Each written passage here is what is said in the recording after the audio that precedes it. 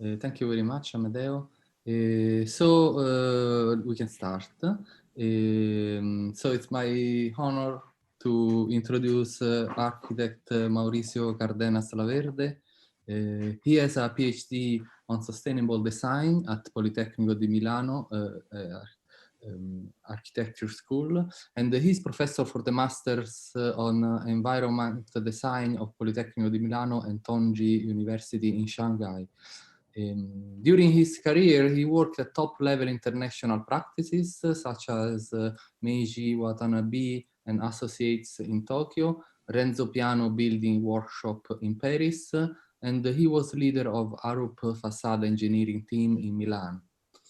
In 2004, Mauricio founded Studio Cardenas Conscious Design in Milan, a creative architecture workshop leader in innovation, design and construction with sustainable material, mainly with bamboo.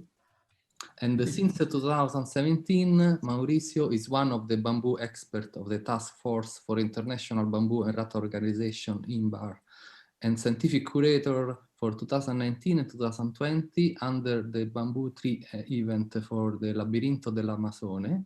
Don't know if it's the right pronunciation, largest bamboo labyrinth in the world. In 2019, Studio Cardenas Conscious Design was awarded by UK Build Architecture Awards for Best International Sustainable Architecture Practice, Italy, and Build Distinction Award for Conscious Design. So the title of his talk today is Bamboo, a Strategical Natural Resource for Shell and Spatial Structures. And please, Mauricio, you can start sharing your screen.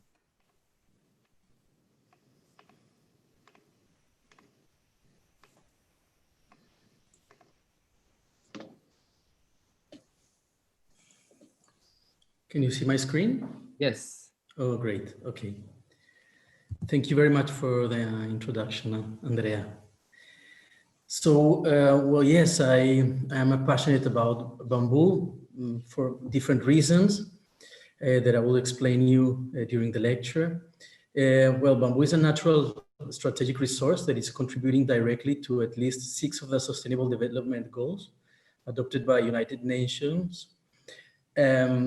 So this is one of the first reasons. It's a natural material and it's ready to be used, you know, and since the construction process is one of the biggest culprits when it comes to global greenhouse emissions, I think we should all take it into account as a construction material.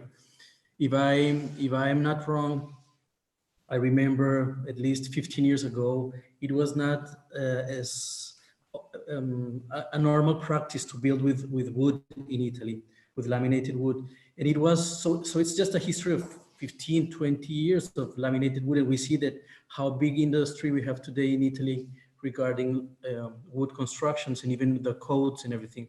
So bamboo is very possibly the next step. And I believe that Italy can be very strong on this for various reasons. Of course, with a high quality engineering tradition, architectural tradition, and also sensitivity of materials.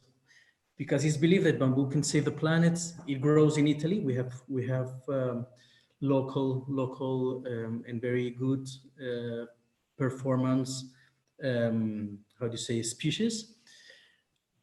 And for, so I'm not going to just read, but I will just keep on going and showing you some images. This is the traditional way of construction with bamboo, which I have chosen not to work this way because being in Italy, and there's these kind of constructions need specialized handcraft people that know how to work with this material. And as we don't yet, I've been developing different type of construction technologies. So until today, basically construction with bamboo is just very interesting and also with beautiful results, but it's an exercise of form, not of technology.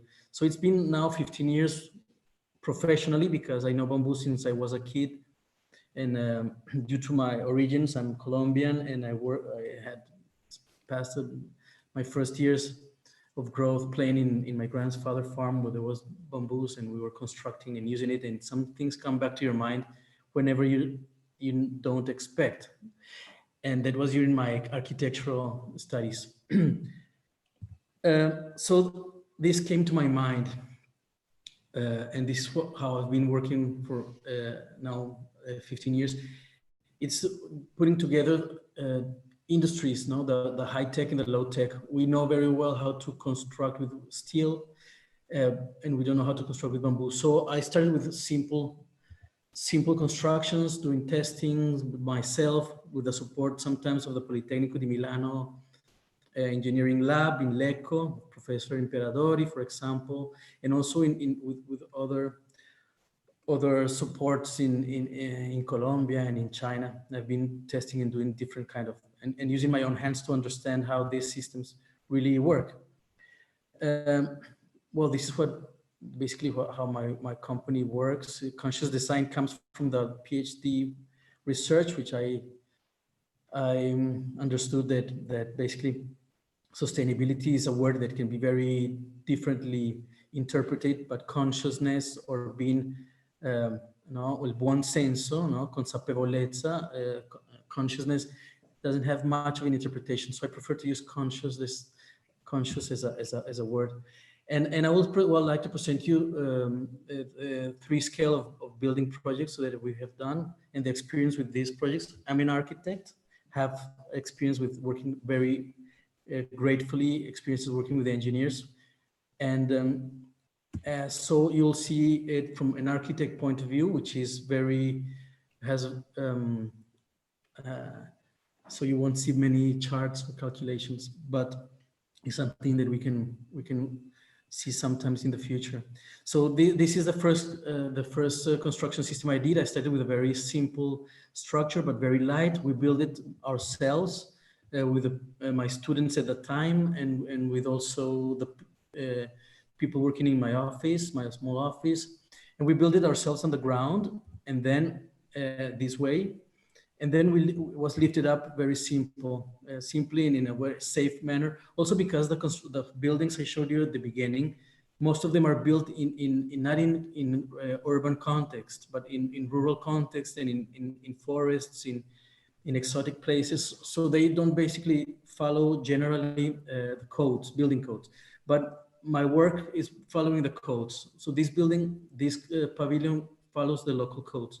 I had the support of our team, engineer Maurizio Teora, then he was, after some years later, he became the director of Arup Italia. For this, we had his support at the time, because this is actually experiments, not real project, which I had a client. I did it on my own, with my own resources, and with the support of companies, lighting companies, and other companies like Mapei, Cuzzini, and Arup was one of these companies that support this research. But this research I'm showing this to you because it has been developing continuously, and I will show you more complex and structures like this one, for example.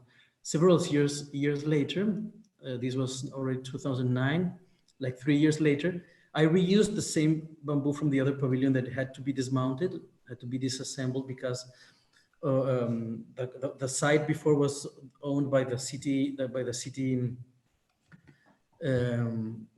Milan, so it had to be dismounted, and I decided to cut the bamboo and experiment with a different way. If you see the joints of these projects, the first one is use no perforation of the bamboo, it's just compression and has no cement inside, because usually when they perforate, they put the bolts inside. They have to put cement inside, right? So I'm using bamboo without this type of situation, and also to be able to dismount it. So here we see a more complex structure, also related to Renaissance building at the back. So it's geodesic, which is basically a 3D golden ratio geometry. Geometry is very important. Geometry probably better than architects, but I'm very interested in engineering. So and the architects and engineers of the past that actually were both, were not engineers or architects, were artists, architects and engineers in one. So I am inspired very much in them, and I usually use traditional, I don't know if you call it traditional geometries, very important. You can see just with foam, the correct geometry can become very strong. So this is what we did with bamboo, and this is the connections details. And here you can see also the integration to make bamboo contemporary, not to make bamboo to look for hotels in exotic places, but to make it look contemporary. And this is a way that bamboo can support the climate change, because if it's used in the cities where there's more construction than in the countryside and where pollution has to be controlled, well, this can be a very positive thing for the future. This is just a kind of a dream. Why not making the bamboo domes for Mr. Elon Musk with bamboo structures, bringing a primitive plant from Earth to Mars. It's provocation, of course. So now we're going to see a bigger structure. I was invited to this biennale, a bamboo biennale in China, outskirts of Shanghai. And I was one of the few architects that actually did a bearing structure in bamboo. And this is a development of the first structure I show you. Here we're going more complex, 3-story house with no concrete. I have nothing against concrete, but I try not to use it very much, just where it is necessary. As we are talking about light structures, to keep it as light as possible, give it the necessary weight. And so here it's a prefabricated house, so it's contemporary approach, making a prefabricated house with bamboo, with aluminum connections, with golden section proportions in plant and in section. This gives it a lot of statical possibilities. Not calculating myself, but when I do the projects, the engineers, Chinese engineers in this case, were surprised that I was very close to the final solution. It's a matter of proportions. So using these proportions and working with contemporary materials, mixing it with natural material, this is basically the achievement. And the last project I would like to show you in the last 5 minutes of the presentation regards a large-scale project. It's a garden. INBAR is the International Organization for Bamboo and Rattan, and it's a 32-meter span arches. So as you can see, bamboo has a very interesting possibility for making large structures. Very light. It's very light. It's a perfect product of nature. So I prefer using it naturally. There's laminated bamboo, of course, but I believe that round pole bamboo, it's already okay. From the forest to the construction site is a poetry that inspires me very much. So this is the concept, starting from art, from an Italian artist, Fontana, and cutting the ground and making it become landscape. So landscape, architecture and engineering become one. And this is in the expo in Beijing. So not only bamboo is a natural material, but also plants, earth, water, pebbles. And this structure, these were the first sketches from the sketches and the modeling and understanding and playing with form finding and doing it simple. You know, bamboo is complex because it's natural, it's not standard. So it's a big structure, but it's quite simple. It's quite simple as slowly growing up. But here we can see again the golden proportion, and golden proportion is amazing. And it's a question. It's a question more than an affirmation. Probably the golden proportion, because when they were bending the bamboo in the site, there was a maximum bending possible, and the maximum possible bending was exactly the golden proportion bending. So bamboo, it's a golden proportion natural element and could be bent maximum as a golden proportion. Coincidence? maybe. But in my how to say, my spiritual feeling is that maybe it's a philosophical thought is that probably it's true. And these are the sections in bamboo. Since we cannot ask nature to give us a bamboo as big as the sizes we want, as we can ask the steel industry, concrete industry, wood industry, we have to make it groups, and making groups of bamboo, and it's kind of more of a cable, you know, the steel cables, and actually works more as a cable because it's fibers than working as steel. But many architects and engineers still today work with it as it was steel or concrete. Here we see some parts of the construction on the left top of the screen. You can see that there's only concrete for the supports where the arches touch the ground, but there's no slab, no concrete slab. It was not necessary. I thought it was, but we calculating and working it, we didn't need to make a concrete slab.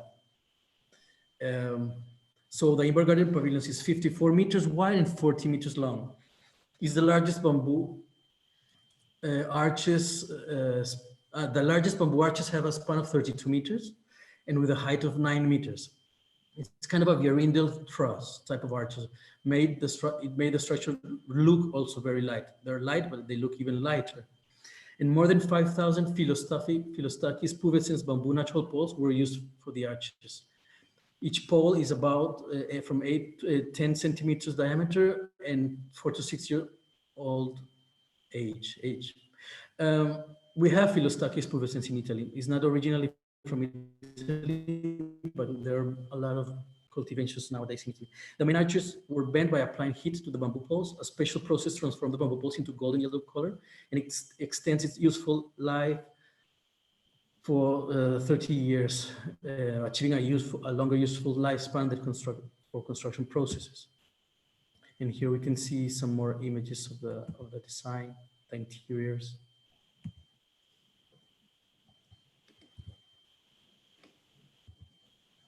They call it the bamboo eye due to this reflection. It's called by I call it the garden pavilion, but public called it bamboo eye, and I thought it was much more nicer, actually, in fact. Thank you very much. Thank you very much for this opportunity. Thank you, Maurizio. It's a beautiful work you are doing. I think this is pretty much a quick part of the state of the art on this type or the usage of this material. We have 3 questions, so I will have 5 minutes. So let's first, it's Professor Brocato with a question. Thank you very much for the presentation. Very nice, very interesting. Just a very fast question. I saw sometimes you splice the bamboo. I don't know if this is the right term. Is there an advantage in doing that? I mean, of course, reduce dramatically the least inertia of the for the geodesic. I sliced the bamboo it was more for an experimentation, and also was easier to connect for making the pyramids. You know, natural bamboo is not very easy for the connections is difficult because you have to deal with tubular, and connecting tubes like this or like this is difficult, or you need a specialized manpower. So usually I do like this. And for the cupola, also I thought it would look more elegant. It was just aesthetic and also experiment for me to understand the potentiality of the slices. But I agree with you that it takes a lot of its inertia. Yeah, of course.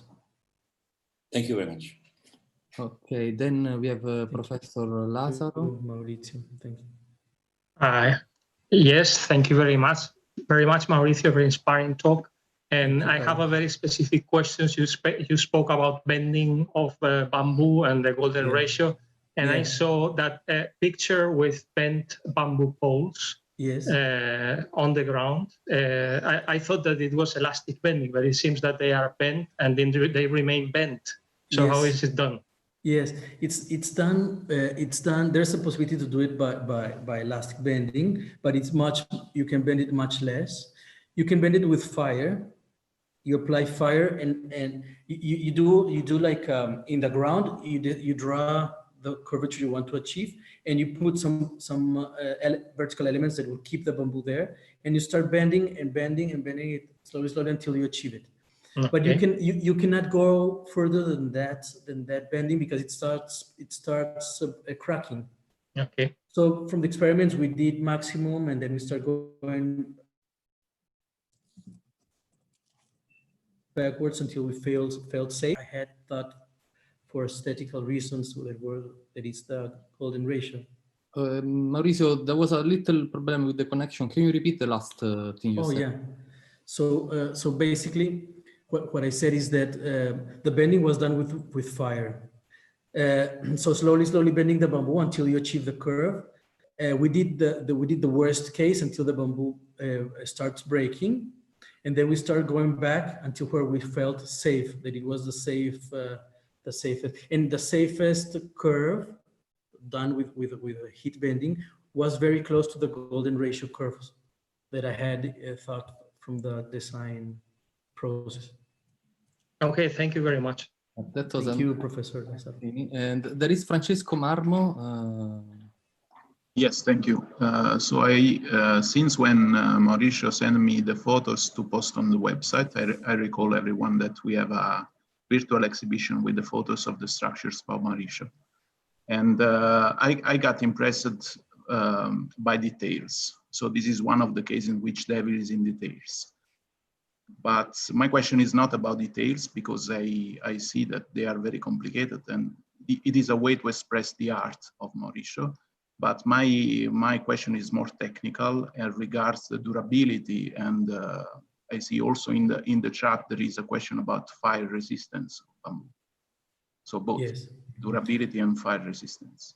Yes, it has very much to do with the design, and we see that in Nervi and Morandi's designs, that has to do, and also of course architectural masters as well. The durability of the material has very much to do with the design. So it's keeping it protected from the water, protecting it from the sun, from the UV rays, right? And also of course of the protection process, but the protection process can be very chemical to make it last longer. I try to use as much process and use design for protection. Joints is that you can change the places. You can replace the bamboos. Even in the house, the 3-story house, you can replace the bamboos until now it has 3 years and a half, and nothing has, of course, it's very new, but in the future they can replace pieces if it's necessary, because it's dry mounted. Regarding fire, it has to do, of course, also with design. For example, the big pavilion, we used all the electrical system, but also in the small pavilions, the electrical systems are never in touch with the pavilion. Also the design of the exits, because when bamboo burns, it burns, right? It also produces a flame. So you have to design the exits. So that's why it's an open space, very freely and easy. We calculated the exits to be as fast as the Chinese fire protection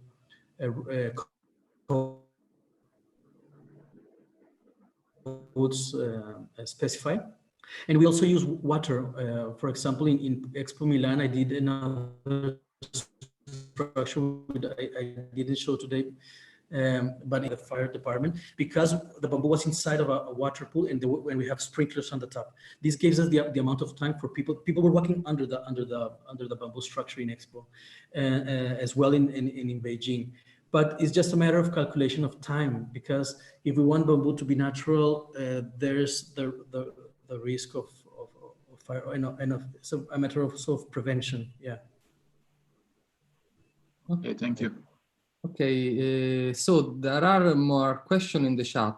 We are another 5 minutes late now at this point, but Mauricio kept 50 minutes sharp, and the question took a little longer. And so for the next presentation, I will cut in at 4 minutes and a half, let's say. Thank you, everybody. And then I want to thank once again Mauricio for participating and contributing to the virtual exhibition, and it's very nice to see this work. Okay, I pass to the. So please keep chatting, and there are questions there, Mauricio. If you like, you can answer one. There is one more. So next talk is by Leonel Mimendi, and he will talk. The topic is similar bamboo poles for reciprocal frame structures. Thank you. Okay.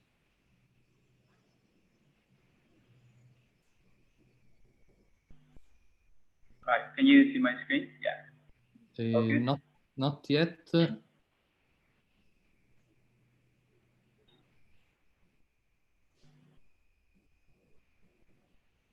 Yes, it's coming. All right.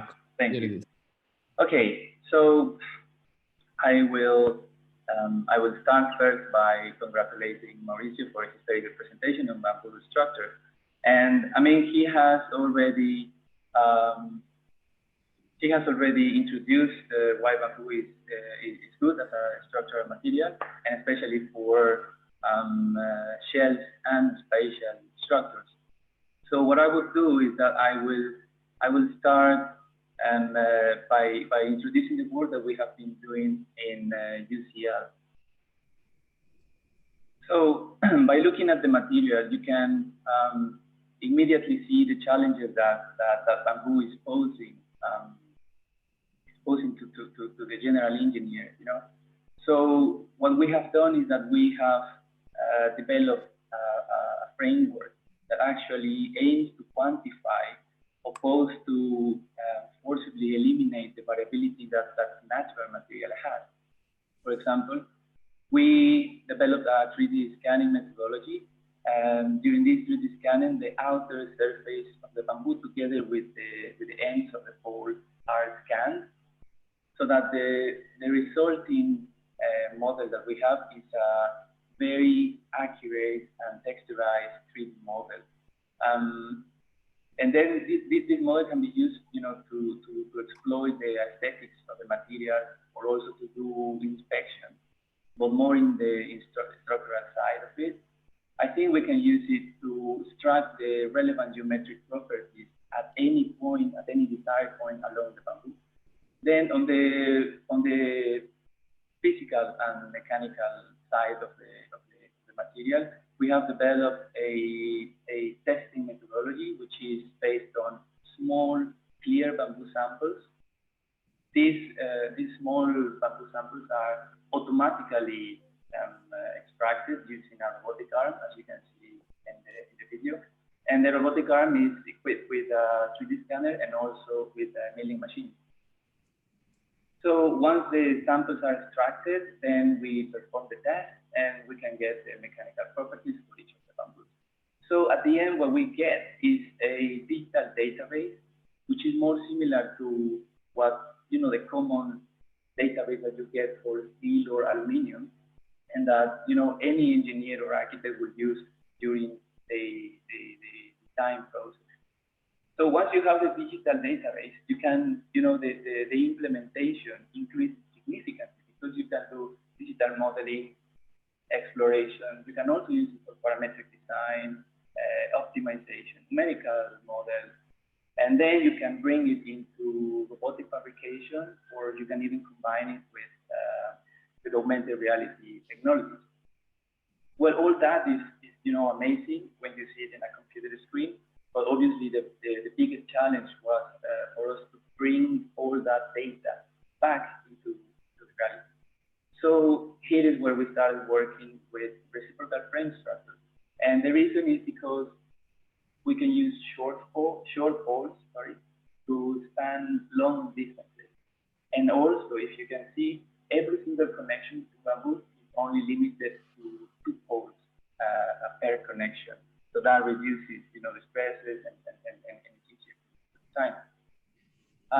We also developed a computational script that automatically selects the best bamboo from our database and then puts it in the structure. Reciprocal frames are good so that they can be adapted to any shape.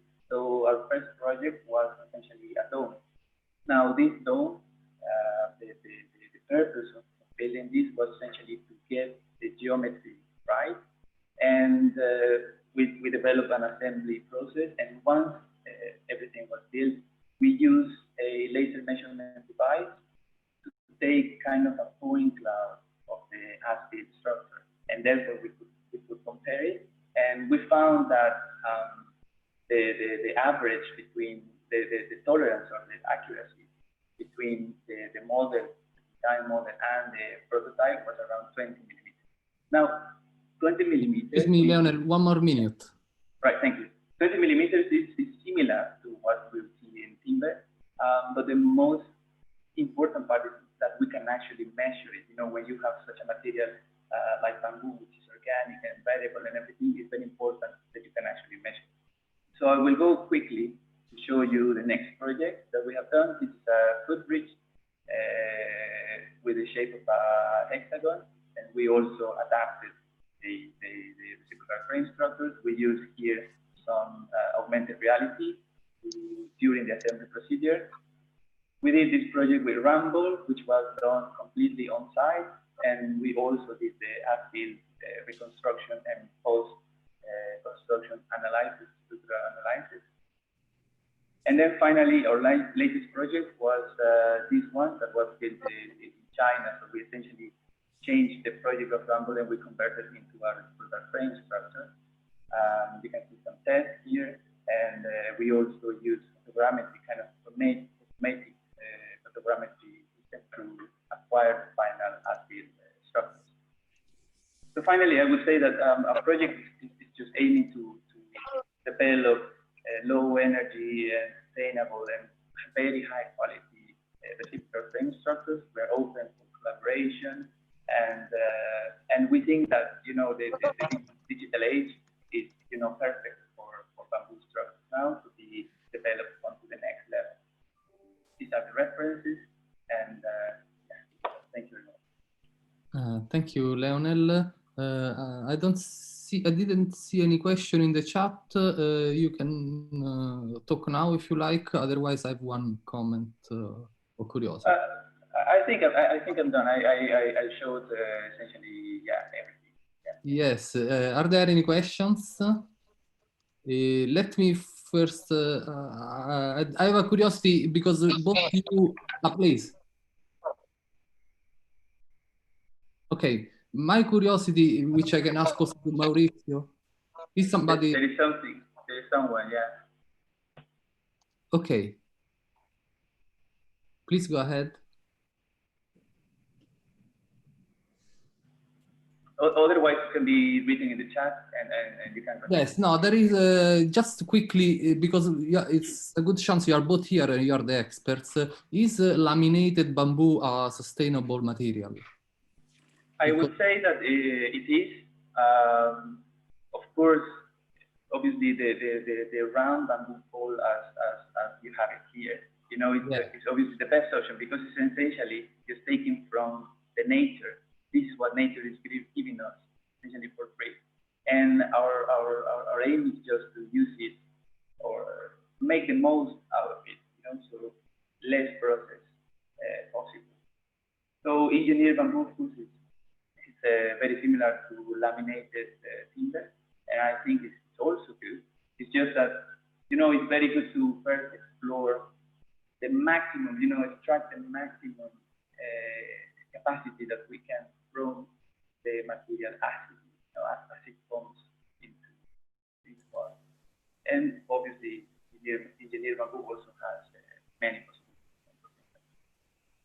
Can I just add some little thing? Of course. Yeah, laminated bamboo is, I agree with Leonel, is like similar to wood, but the problem is that the laminated bamboo requires much more glue than wood. So actually, I see. I'm a bamboo lover. today, I will prefer laminated wood to laminated bamboo. Today, if the glue in the laminated bamboo will become more sustainable, etc., then probably I will try laminated bamboo. I have refused some designs with laminated bamboo because of that, because I think it's not coherent to transform a very sustainable material, which is approved officially by the United Nations as a natural-based material for climate control, climate change, and transform it into a non-sustainable material. Yes. Right? And it's even heavier. It's heavier due to the amount of glue. It's heavier than laminated wood. So I did a house 2 years ago, and I used laminated wood because it was more or less still better, more sustainable, and lighter. So thank you very much for this insight. But probably in the future it will become better. We hope. Yes. It will. Yeah, I'm very interested myself in this material. It looks good, but let's hope it will improve. Okay, thank you very much to Leonel and Mauricio. And then I will go ask the next presenter to put up the presentation. It's Pierluigi D'Acunto, I guess, yes. And he will talk about structural design of a bending active tensile sun shading system. Yes, thank you very much, Andrea. Good morning, everyone. I'm Pierluigi D'Acunto. I'm a researcher at the Chair of Structural Design at ETH Zurich. And together with my colleague Lea Bullig, Federico Bertagna, Juan Jose Castellon, we developed this project that we are going to present, structural design of a bending active tensile sun shading system. I will share the presentation with my colleague Federico. So when it comes to bending active tensile structure, this structure made of bent elements, bent beam, and these can be put into place using different techniques, like, for example, pre-stressing cables, cable nets, or even membranes. As in all the other type of structure, clearly what is fundamental is the relationship between form, forces, and material. In the case of bending active structures, the usual approach to generate the structure itself is through form finding. That means that we use forces and material as input, and we get as an output the form.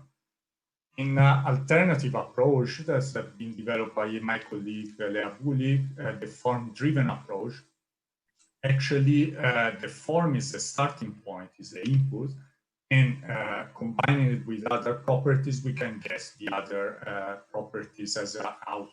There are two ways: combining form and forces as an input and guessing the distribution of the bending stiffness along the elements as the output, or even combining form and material as the inputs and rather guessing the restraining forces along the bent elements as the output. Now, in the presentation we will show here, we will see an application of the approach of form and forces as the inputs and guessing the bending distribution along the material, along the beam as the output. We actually applied this form-driven approach in a case studies. There is a building at ETH Zurich campus, and specifically we decided to design a new lightweight system as a sun shading facade to retrofit this building and protect the glazed system and the glazed facade. So in this case, our approach to the design is based on a parametric model that comprises three parts: a geometric submodel, a structural submodel, and a manufacturing model. That is, these models are all connected together. Specifically, going to the structural definition of the system, as I said, in this approach, we define at the beginning the form of the structure. So this is designed by the user. So the planar curve beams geometry is the input. Based on this, we define a compliant pre-stressing system of cables, and this in such a way that the pre-stressing forces have resultants that are always in the plane of the beam. And then, according to this, we can calculate the necessary reactions at the support, and from here, we gain the distribution of the bending stiffness that's allows this system to be in equilibrium. Based on the bending stiffness, then we can calibrate the different cross-section of the elements. In parallel to these structural considerations, we have also taken into account several aspects which are more related to environment, so solar radiation, illuminance level, glare level, and visual occlusion. Then the design developed through a series of different phases. We started from very simple combinations of vertical and horizontal louvers, which were later turned into curved geometries and eventually into bending active structures, as you can see here. And this is a final visualization of our design proposal. And as you can see from the video here, in spite of providing enough protection against solar radiation, the daylight illuminance levels inside the building are still sufficient. Then to validate our approach, we decided to build a 1:2 scale mock-up, starting from very simple physical tests in order to assess the mechanical properties of the material. Mechanical properties that were later used in order to find out the distribution of the material, given the bending stiffness. This is the some tests that we did both in terms of the layering, but also in terms of connections. And here you can see the final prototype, the set of parts. It's a 9 mm thick beam. One more minute. This is Thanks. okay. This is the prototype. So basically we assembled it by bending these beams and then adding up some restraining cables in order to calibrate the geometry through the external forces. This is the final mock-up, a picture of the final mock-up with some details of the joints. So as a conclusion, we have shown here an application of this form-driven approach and its relevance also compared to the traditional form-finding approach, especially in this case in which the form has to be defined rather as a design input rather than as an output. And this is particularly relevant in cases like when designing shading systems such as this one. So thank you for your attention. Thank you, Pierluigi and Federico. I don't see any questions on the chat, but you can ask now, talk now if you like to ask a question.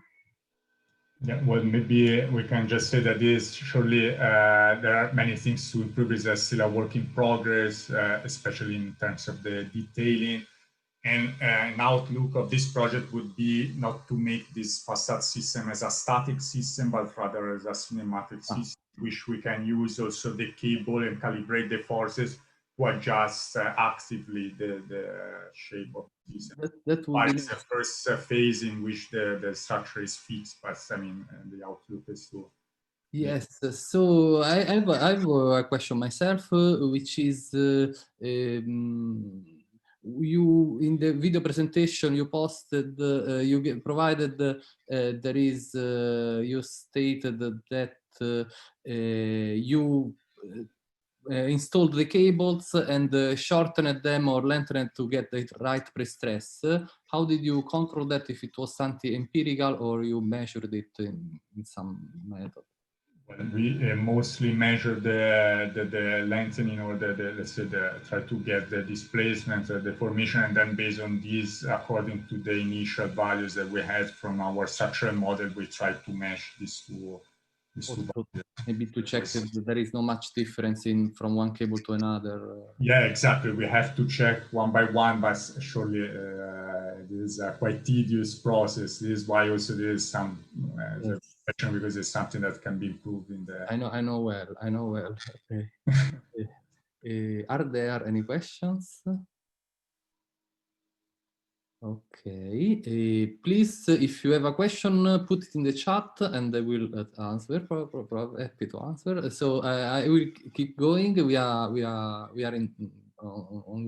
on time with this contribution. So the next speaker is Enrico Babilio. Hi. So I share my screen. Yes, he will talk about adaptive tensegrity shells serving as solar facades. It's a paper in... Do you see my screen? Yes, it's a paper in collaboration with Raffaele Miranda, Narinder Singh, Ada Mendola, and Fernando Fraternali. Please go ahead, Enrico. Okay, thank you, Andrea, and thank you to the organizer for the opportunity to be here. So the work I'm going to show you is something in progress. We have some results already, but some other stuff has to be done to make this kind of idea something usable in reality, let's say. For now, it's just kind of concept, and we have some numerical results to show what happens, let's say. So how you know, actually, also from the previous presentation, there is kind of need to save energy using the solar facades.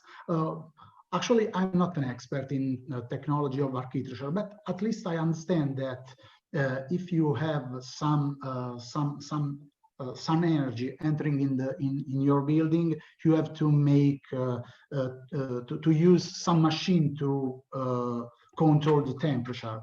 So if you try to consider to protect the building using a kind of morphing facade, it could be actually a good idea, but this is not new actually. And the inspiration for this job comes from this kind of building. Is in Abu Dhabi, is named the Albar Towers, and they use this structure that is. Do you see my pointer? Yes. Okay.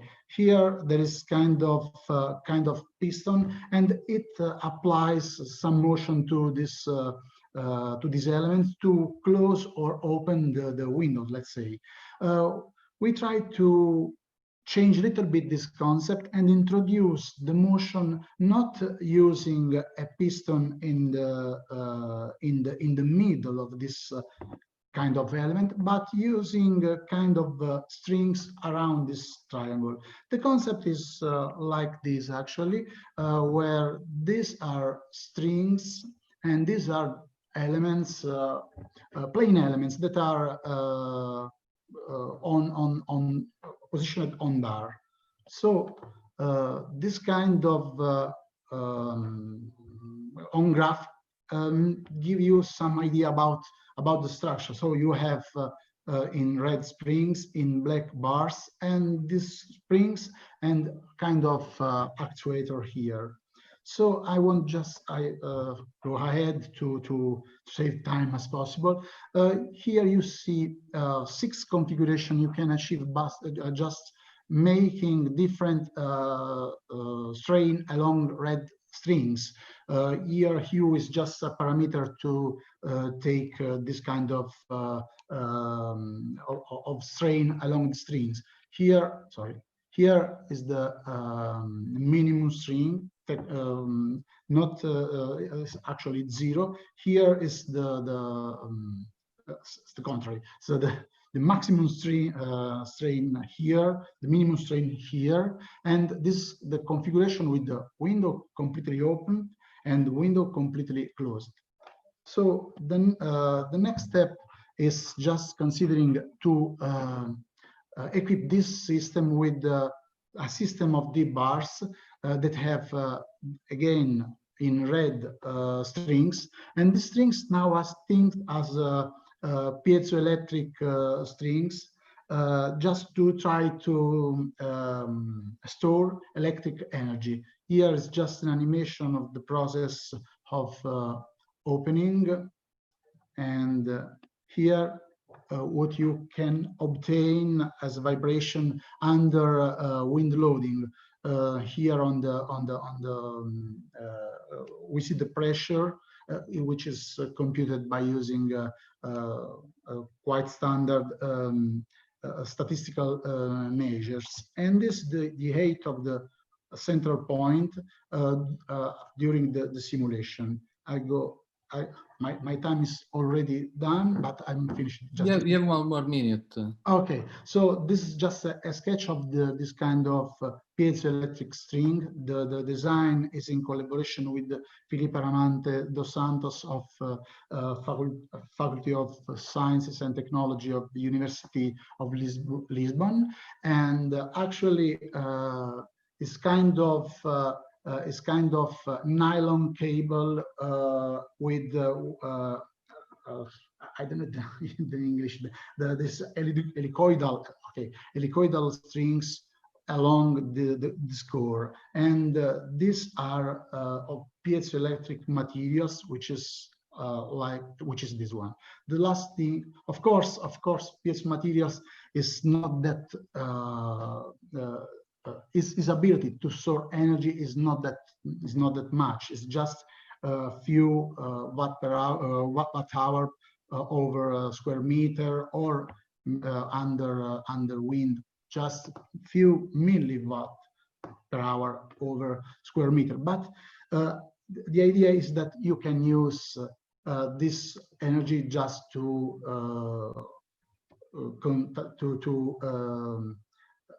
store the energy necessary for a little device or something like that. That's it. So thank you for attention, and please, sorry if I no, it's perfect. It's in time. It's in time. No problem. Okay. So I don't see question in the chat.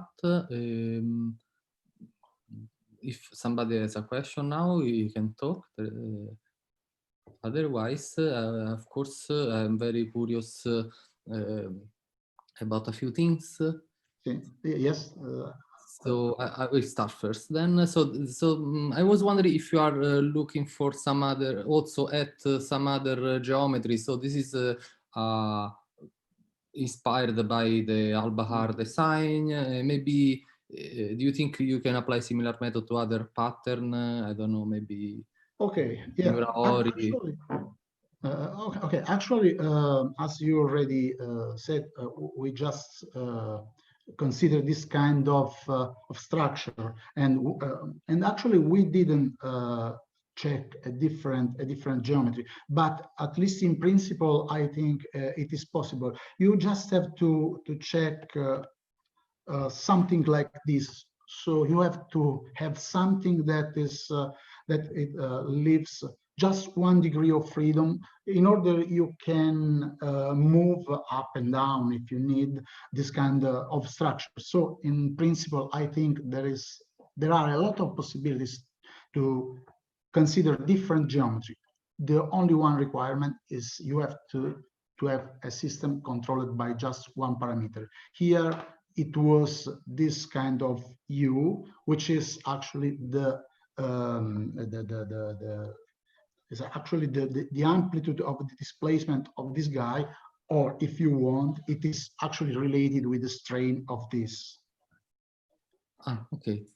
Thank you. So also another thing, I don't know if you mentioned this, but is there a self-logging system? So after you actuate, you lock it so that when it's loaded by wind, yeah, you are right. You got the point. The idea is exactly this. When you close completely the screen, you can think to lock the system and just to save the energy. You don't need to have the engine still on. So when you need to close the system again, or if you prefer to open the window again, you unlock the system. Actually, I have to say that this is just an idea. I can understand that this kind of lock or unlock systems is just kind of hook, but we didn't. Yes, no, I actually had previous experience with this kind of method to help the structure. Okay, thank you very much, Enrico. I will. Especially for keeping the time very well, also for the nice presentation. I will go to the next one, and it should be given by... I have stopped sharing. Yes, Yao Chen, and I don't see him in the audience. Oh, And so I will check, let me see, is Catherine or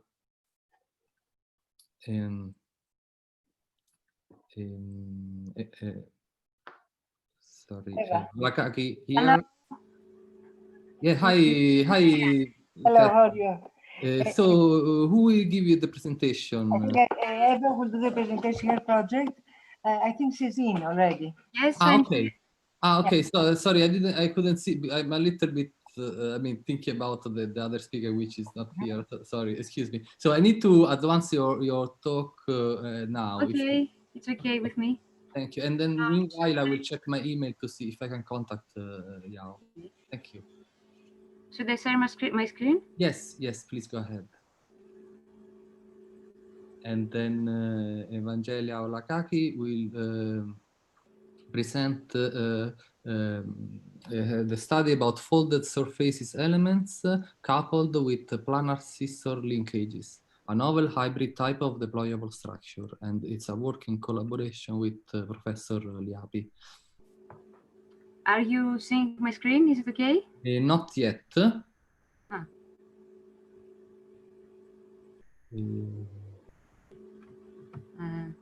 Okay, let me try it again.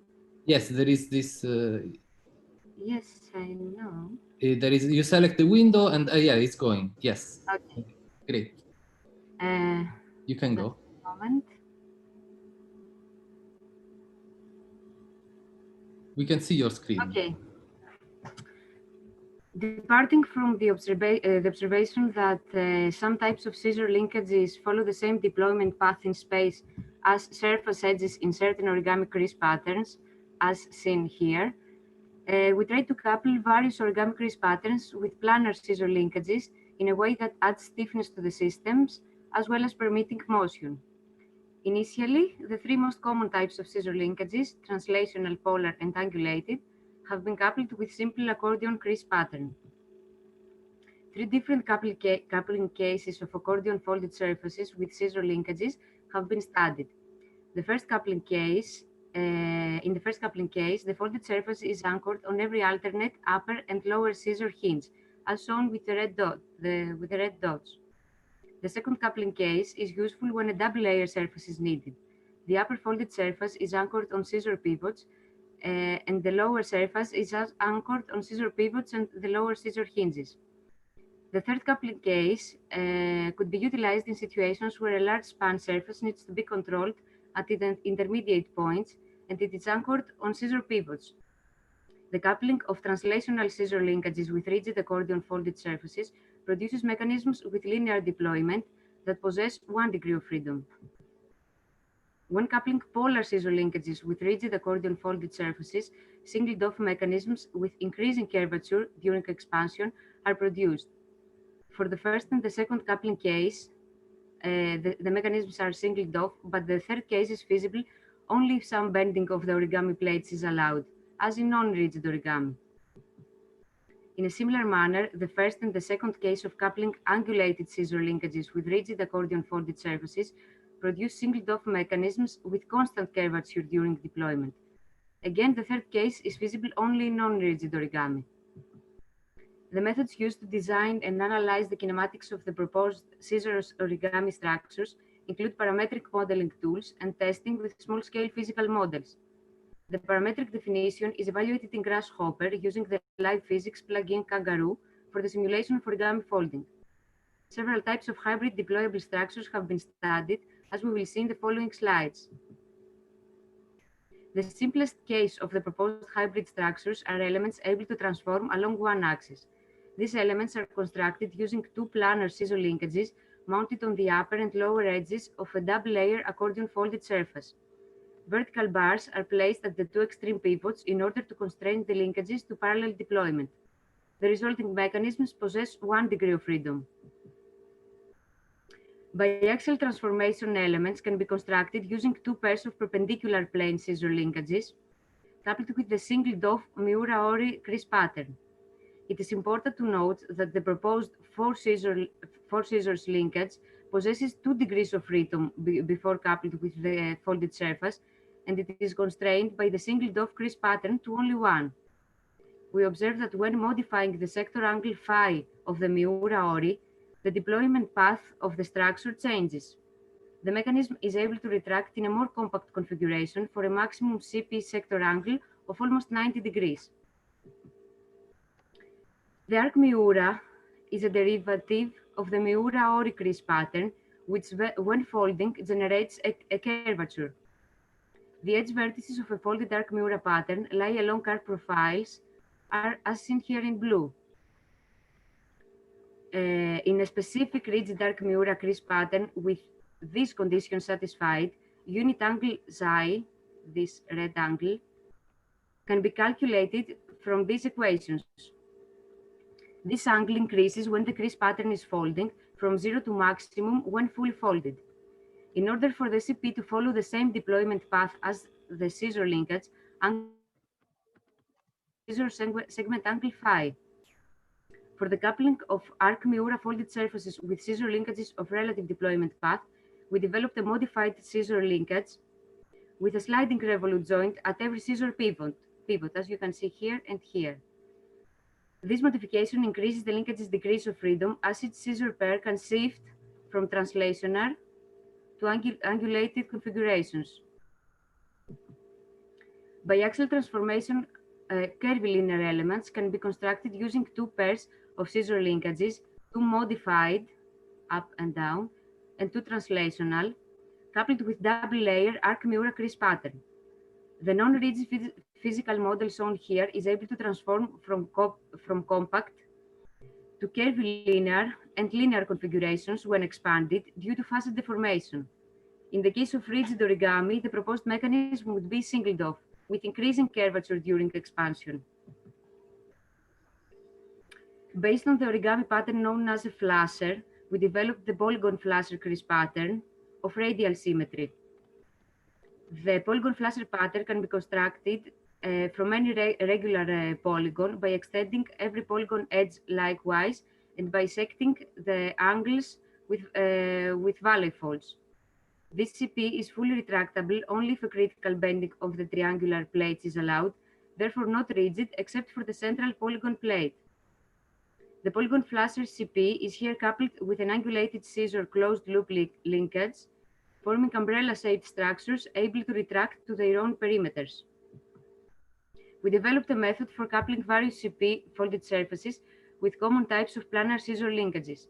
In some of the examples presented, such as the uniaxial transformation elements and the retracting umbrellas, scissor linkages reduced the degrees of freedom of the origami surfaces. However, in some others, such as the biaxial transformation elements, single dove origami crease patterns constrained the linkages. Here you can see a series of physical models from our ongoing research that prove the validity of the methods developed.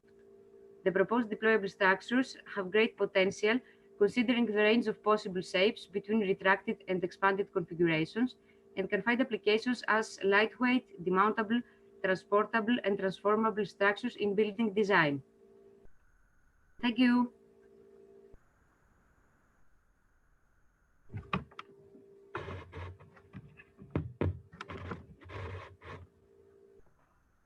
I'm not hearing anything. Maybe you muted your microphone. Okay. Again, you have to unmute it. Okay. I don't see question in the chat. And then if anybody wants to ask a question, can do it now. And meanwhile, I will ask my question. So I see in some pictures the scissors element, let's say, are aligned with the edge of the panels in the origami. Yes.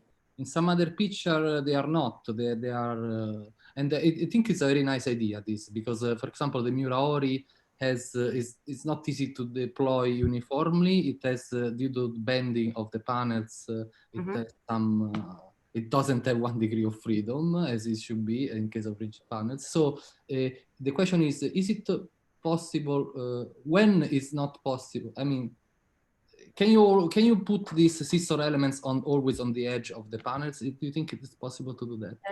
Not for every crease pattern. The patterns selected were selected primarily because at edges, the surfaces end up with alternate mountain and valley folds, which is something that the scissor linkages can follow, as shown in the first slide. All the crease patterns used had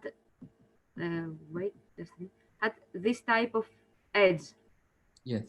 I don't know if that was your question. Some crease patterns. Yes, in that case, you can superpose the axis of the scissor element with the edge of the panel. This is good for technological point of view, I guess, for building the nodes. Yes, yet there has to be investigated what happens with thickness, what happens with joints that connect the surfaces with scissors. Okay. That would be useful. Okay, so Catherine, it's nice to see you here. Do you want to add something to this? Actually, yeah, well, it's at an early stage of this research, and we're going to develop like a new kind of scissor too, which will be at the same time translational and rotational. So this is the beginning of a research which is going to integrate these two methods together. Okay, we are happy. Like the very last example that Yves showed to you, it was the most, let's say, intriguing. Yeah, this one, what we're going to do with that, and then this one is the one that we're working on right now. The modified scissor. Okay. And this is at the beginning of this research, but we have found a way that we can work on both the scissor and the origami pattern, so the two together they work well. Thank you for presenting your research here. You're welcome. So, should I stop sharing my screen? Yes. I don't see other questions, so I will go to the last speaker, which is Professor Gianni Royer Carfagni, and he will talk about flexural tensegrity. Okay, can you see my screen? Not yet. Yes. Okay. Yes. The title of this presentation is Flexural Tensegrity, and this is a joint work with Claudio Boni and Marco Silvestri. The term tensegrity, of course, everybody knows, was coined by Buckminster Fuller to indicate a structure whose integrity is granted by tensile members, which are usually cables, that are pretensioned by matching a few floating compression struts. Here, the term flexural tensegrity represents somehow a complementary concept, because it describes the integrity under flexure of a chain of segments in multilateral contact, which is given by tendons, which are usually tensioned cable. The constituent segments are supposed to be rigid, are pierced and host a sheath through which an elastic cable can slide with negligible friction. A schematic representation is illustrated in this picture. And when forces are applied, the segmental beams bends. The key point is that the contact surfaces of the adjacent segments are appropriately shaped so that the design kinematics is completely described as pure rolling contact with no sliding along precise design pitch line. The shape of a pitch line, of course, affects the local value of a cable elongation here indicated with lambda I, and consequently the stored elastic energy. And the internal bending moment, of course, reads MI is equal to AI multiplied by M, where the level arm AI here is represented as the distance between the pitch point in the contact surface and the line of the tensile force in the cable. The governing equation can be found in this recently published paper. I can only mention that the moment curvature response is non-linear because it depends on the shape of the pitch line, and non-local because the cable can slide within the sheaths. So how you can manufacture these? To achieve the desired rolling motion along the pitch line, we construct a double couple of conjugate profiles which are profiles that remain in contact. And this picture represents, the first two pictures represent a schematic representation of the rolling plus sliding, which is achieved across the conjugate profiles, which is equivalent to pure rolling along the pitch lines. Prototypes have been manufactured with 3D printers that are composed of 3 layers.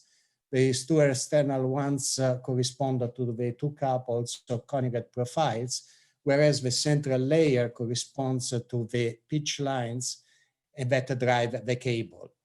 And here is in this video, Claudio Boni, who shows how this is the unassembled segmental beam. This is the conjugate profile, the contact between the segments. Now you pass to the assembly. All the segments are the same apart to the end segments, of course. You put a cable, which here it is a polyamide cable, which is inserted in the shafts inside the segments. And at the end of the cable, you can add a spring to increase the compliance of the system. And of course, you can calibrate the springs according to the precise needs. In fact, the response depends on the shape of the pitch lines as well as the tensile force and compliance in the cable. And nice thing is that the structure can be deployed. It can be packaged and easily deployed by just pulling one cable. Here is a very simple representation. And when you have fixed it, you have the final structure that, of course, behaves like a segmental beam, but with a non-local and non-linear response. I'll show you, I'll show you this other picture, a longer one. There are strict similarities with the Euler's elastica, but there is a non-local terms, which is consequent to the fact that the cable can slide in the sheets. So I can pass to the conclusion. The flexure integrity provides a possible way to manufacture beam-like structure by testing segments in multilateral contact with tensors. You can achieve any kind of tailored constitutive relation according to the shape of the pitch line and the tensile force in the tendons. The structure has a non-linear, non-local response. You can add active or passive control with actuators and dampers, which are connected with the cable itself. The construction is very simple. The structure is deployable. Robustness can be obtained by using more than one cable. Potential application may be in biomedical structures, robotics, aerospace engineering, transforming architecture. The reference is here. This is a recently published paper. We are going on with the study of this kind of structure. It has been recently published in the Proceedings of the Royal Society of London by developing an embryonic idea, which was first contained in engineering structure in a paper co-authored by Valentina Beatini. So I thank you very much for your kind attention. This is Claudio Boni, Marco Silvestri, and myself. Thank you, Gianni.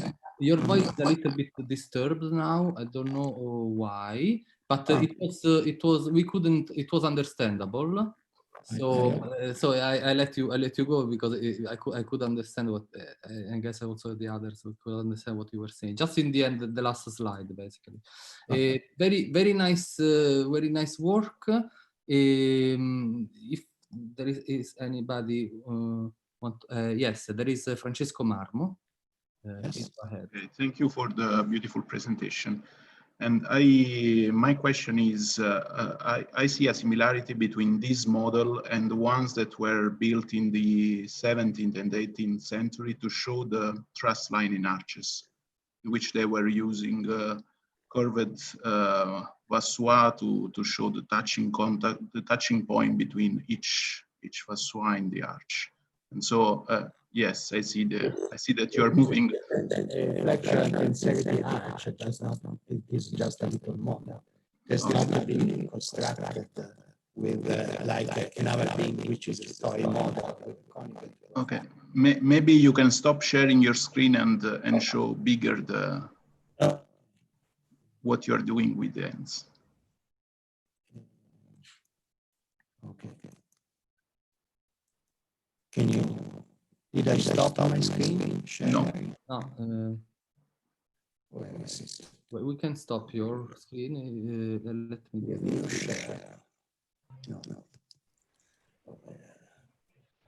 I will stop your. I stopped it. Okay. Use Zoom. So you can show again the model, please. The model, the arch. Okay. This is well, you can do any kind of structure with these. This is just a tutorial prepared by Pavilion. You can see that the sheets has been constructed in such a way that it is curved. You can show to students what is the response to this kind of structure, but of course it is different from masonry because here the connection is not, it's like a pre-stressed masonry, but the key point is that with the shape of each lines you can obtain any kind of response. And these are just like pitch lines. And this is a reconstruction with conjugate movements. So this is nice, it's smaller. This is so Claudio Boni made a lot of them. There is also Stefano Gabriele who wants to ask you something. I cannot hear anything. Stefano? Yeah, okay. Thank you. Really nice, and also really nice prototypes. What happens if you bend on the other direction? This one. Of course, you can do any kind of, you can have a road that bends into principal planes of inertia, similar to that. Here, it doesn't happen anything. Or you need a very strong force to bend it, because it is constrained to bend them only in one plane. But of course, you can have a three-dimensional structure, you can have roads that bends in any time. What we are doing, we are studying the continuum model of this. As I told you, it's a non-linear, non-local elastica. We have submitted a paper recently. And of course, if you have the dampers and active control, you can control the vibration, you can control the I found in the literature there is no well-defined effect on the vibration of pre-stressed structures like this. So in a linearized model, it seems that pre-stress has no effect in changes in the, for instance, frequency of vibration. It could be interesting if you make some experiments with yes, we will do that. Yeah, because I found papers that say different kind of things, and they are in contrast each other. For instance, if you study small vibration, of course, you have to consider the deformation in a neighborhood of the reference configuration. But even in this case, you have that a shape of a conjugate profiles. It's very important that the second order shape here, the second of the pitch lines, the second of the shape, because when you bend it, even a little bit, you obtain the elongation of the cable, because what gives you the fractional strength is the elastic energy which is stored in the cable, which is of course is the sum of the initial stress multiplied by the elongation, stored elongation cube plus the second order pair. So it depends exactly on the shape of the conical of the pitch line. It depends also on the initial stress on the cable, not on the stiffness of the cable. If you consider only small vibration, it's only the stressing force that comes. And you can play with this kind of little toys. Nice, really interesting. Thank you. So thank you very much. I remind that if you want to continue asking questions, you can use the chat for the whole day. It's to any speaker. Maybe it's a good possibility. And thank you, Gianni, for the contribution and nice. And nice idea and beautiful models. I'm interested in this topic myself. It's very nice. So we missed one contribution this morning, which is that of Yao Chen, and he was going to talk about for finding on cable strut structure using particle swarm optimization and symmetry. It's unfortunate he couldn't connect. His preview material is there. It's also reference to his work, and it's a good, it's interesting work about for finding. And then I hope I can contact him, and maybe he will be with us this afternoon. And if we have time, maybe I can suggest to share preview material sent by him now, if we have time, of course. Yes, yes, sure. I have it here, so I do it myself. Thank you, Francesco. It's nice to do this. So it's this one. Can you see it? Mm-hmm. So I look at this presentation, and then so yes, so this is the title, and these are his co-authors. This is his email, and I skipped the introduction. This is still about introduction. So he's doing finding the pre-stress feasible pre-stress state in an integrity structure. And then he published so it's a method which it's faster. It's fast method, faster than current methods. That's the quality. And then I think it's not worth that I'm presenting his slide. So let me just do just this. This is his preview material, and then when you compare, I didn't mean you to present his I know course. that, but I also don't want. I didn't mean that too. But this is a good slide, because so you see these are current other form finding methods, and this is what he is proposing. So the convergence is very good and fast. So I invite you to look at his preview material, and there should be also a paper referenced, but yes, here they are. So this is there are some recent papers about this method, and the method is particle swarm optimization integrated into the known form finding method. So he integrated the particle swarm optimization in the form finding method. I think I don't want to do this too much, to overdo this, so I will stop sharing here. Can I share for a second my screen, please? Yes.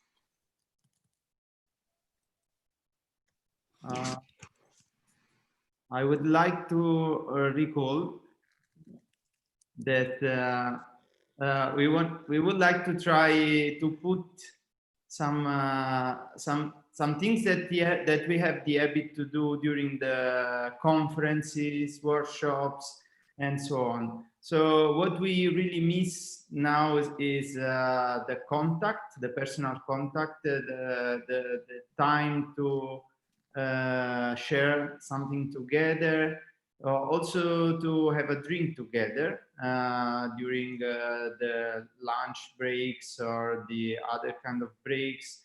And so we would like to try at the end of the workshop of this afternoon to do a final toast for all the people that wants to join this final online toast. And please bring with you or take with you a drink or a snack or sandwich or something that you would like to share also together with your presence, with your words, and with your comments and with your feedbacks. I have mine inside here, so please. I think this is could be also an important moment to familiarize each other. And so Stefano, what is the time? So we will have the closing and then a break and then the toast. Yeah, of course. Maybe after the closing we can start the toast also. Right away. Without a break, otherwise people, of course. We need the time to take wine. We just need to go and buy.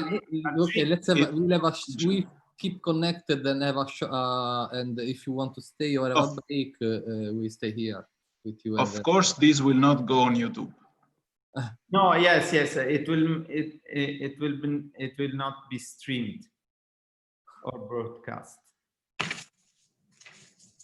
Thank you. So I would like to thank all the speakers of this session and Mauricio Cardenas for as a keynote speaker, and then let's meet this afternoon after lunch to continue. Yes, 1:40, right? We have 1:40. We have a setup session. Yes. Yes. And so the workshop will officially restart at 2 p.m. with the. And as it happened yesterday, the connection will keep going. So if you want, you can join anytime or use this as a space for conversation. Okay. What time is the toast? The talk is at 2. Not toast. The toast is so it should be maybe 10 minutes after the closing or 15 minutes. Okay, the closing. Okay. Yeah, so maybe now it's scheduled at 5:50 p.m. It should be. We will have some delay. Let's say 6:10, 6:10. We stay here ready for the toast. Great, thank you. Okay. Thank you, and have a good lunch.